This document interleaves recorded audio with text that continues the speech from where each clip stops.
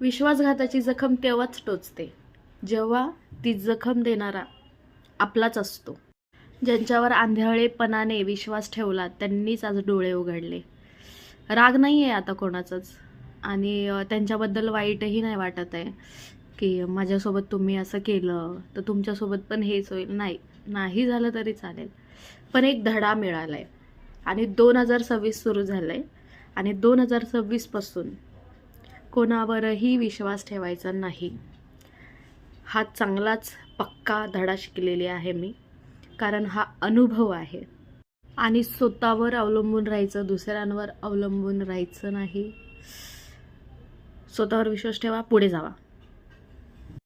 आणि एक लक्षात ठेवा, कोणासाठीच काहीच करायचं नाही. नाही म्हणजे नाहीच. कारण त्यांना व्हॅल्यू नसते. तुम्ही काहीही करा, कोणालाच व्हॅल्यू नसते. भिकाऱ्यांना द्या, दुसऱ्यांना द्या, पण आपल्या जवळच्या व्यक्तींना काहीच करायचं नाही. हे कधी पण तुम्ही लक्षात ठेवा. जे तुमच्यासाठी करणार त्यांच्यासाठी बिंदास करा, सगळं करा.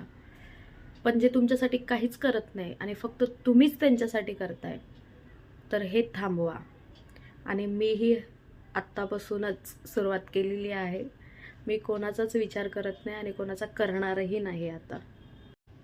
तर हे मेन प्लॅन आहेत माझे 2026 पासूनचे. आता मी पूर्णपणे चेंज झालेली आहे आणि तुम्हीही व्हा. Bye bye.